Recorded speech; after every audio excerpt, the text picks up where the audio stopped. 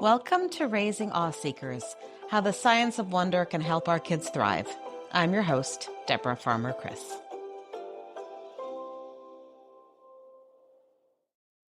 Last week, I got to do one of my favorite things, speak to a group of parents about the science of emotion.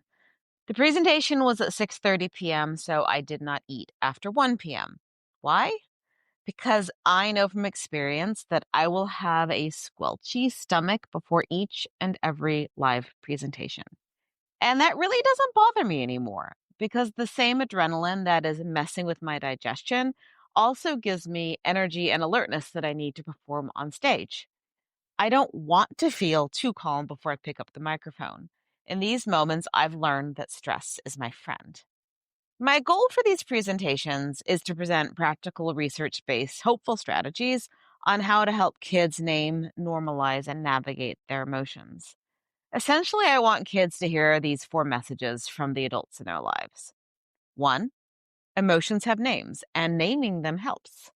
2, emotions are normal and serve a purpose, even the unpleasant ones.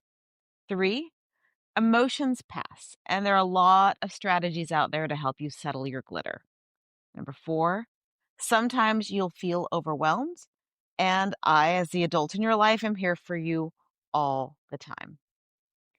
Even though I've given this Emotions 101 talk dozens of times, I tweak it every few months because I keep learning these cool new insights. Last week, I inserted an insight from Dr. Ethan Kross, author of the wonderful new book, Shift: Managing Your Emotions So They Don't Manage You. Kross is a neuroscientist and director of the Emotions and Self-Control Lab at the University of Michigan. When I spoke to him earlier this year, we had a great conversation about when to use self-regulation strategies. He reminded me that all feelings have functions. Fear alerts us to danger and heightens our senses. Disgust keeps us from eating expired meat in the back of the refrigerator. Loneliness can prompt us to seek the benefits of social connection. So the goal isn't to ignore, suppress, or minimize uncomfortable feelings, but rather to notice what they're telling you, which might be, I need to take a break, or get a drink of water, or take a nap. Then Kross told me this, quote, it's when the emotion gets too big or lasts too long. Those are the 2 telltale signs that your emotions may require some regulation. Okay, that is really helpful shorthand. We're talking about intensity and duration of difficult emotions, not having them in the first place. So let's just say your tween is upset that the Celtics lose at the buzzer. So he stomps upstairs and slams the bedroom door. But after some cool down time, he's able to re-engage, even though he's still upset and disappointed, and move on.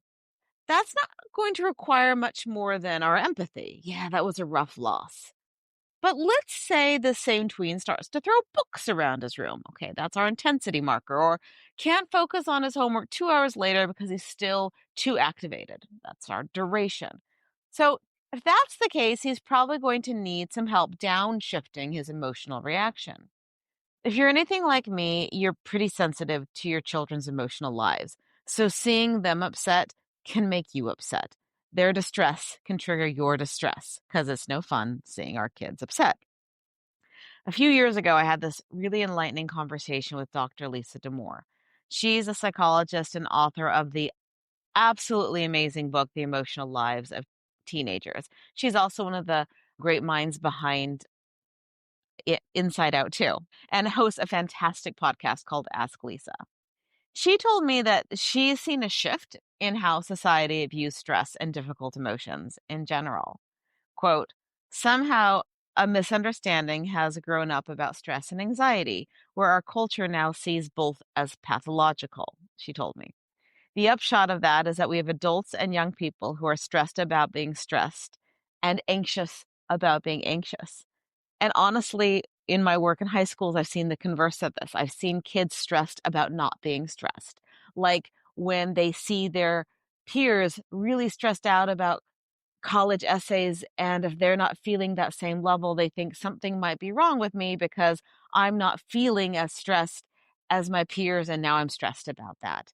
Stress has become an almost pathological but marker of the way teens feel like they should be feeling and yet also feel anxious about feeling it.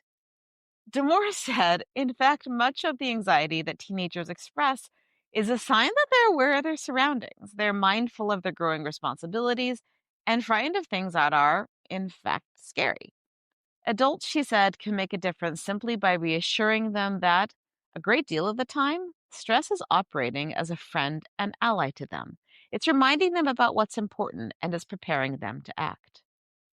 Tweens and teens' lives are filled with change. And one thing we know is that change and stress go hand in hand.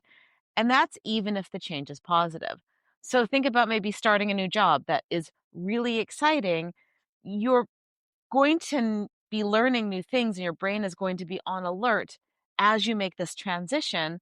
And so that stress is going to help you focus.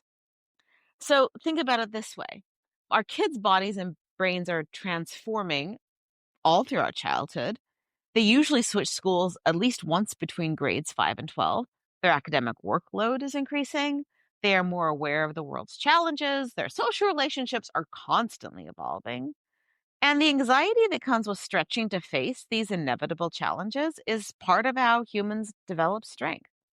Damore says she sometimes tells teens to look at challenges as, quote, an extraordinary strength training program for your mind. You are going to walk out of it tougher and stronger than you have ever been. And that is going to prepare you for the inevitable changes that are going to come later in your life. Like Ethan Cross, she wants parents to know that difficult emotions and even emotional outbursts are not reliable indicators of mental health.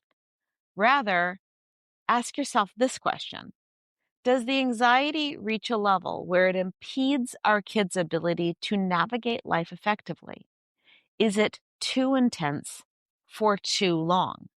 And honestly, this is a great check in question for me, too. Now, I'm going to be sharing more about the science of emotion in coming weeks, but for now, I'll leave you with that. I'm Deborah Farmer Chris, and this is Raising Awe Seekers.